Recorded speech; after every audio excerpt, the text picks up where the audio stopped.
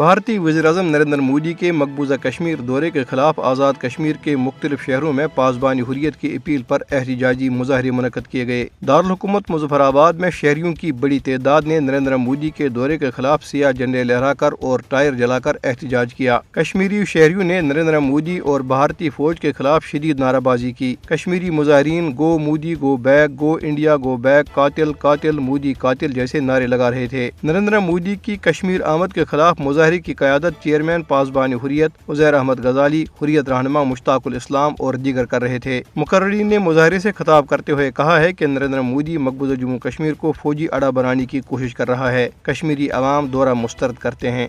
ان کا کہنا تھا کہ مقبوضہ کشمیر میں فوجی مقاصد کے لیے بنائی جا رہی ریلوے لائن، سڑکیں اور ٹنلز کی وجہ سے کسانوں کی ہزاروں ایکڑ زمینیں تباہ کی جا رہی ہیں۔ انہوں نے مزید کہا کہ نریندر مودی ہزاروں کشمیریوں کا قاتل ہے اور کشمیری عوام کو دورے سے کوئی تعلق نہیں۔ مودی حکومت نے 5 اگست 2019 کو کشمیریوں سے شناخت چھین لی تھی۔ مودی حکومت نے ہی کشمیر کا ریاستی تشخص ختم کر کے اسے دولخت کیا تھا۔ کشمیری نوجوانوں سے نوکریوں اور روزگار کے مواقع نریندر مودی کی حکومت نے چھین لیے ہیں۔ مقررین نے کہا کہ نریندر مودی کی ظالمانہ اقدامات کی وجہ سے کشمیر میں غربت اور افلاس تیزی سے بڑھ رہی ہے۔ مودی حکومت کشمیریوں سے زمینیں چھیننے اور جائیدادیں ضبط کرنے جیسے بدترین اقدامات کر رہی ہے۔ مظاہرے سے خطاب کرتے ہوئے مقررین نے مزید کہا کہ آزادی، حقوق اور انصاف مانگنے والے کشمیری شہریوں کو مودی حکومت جیلوں میں قید کر رہی ہے۔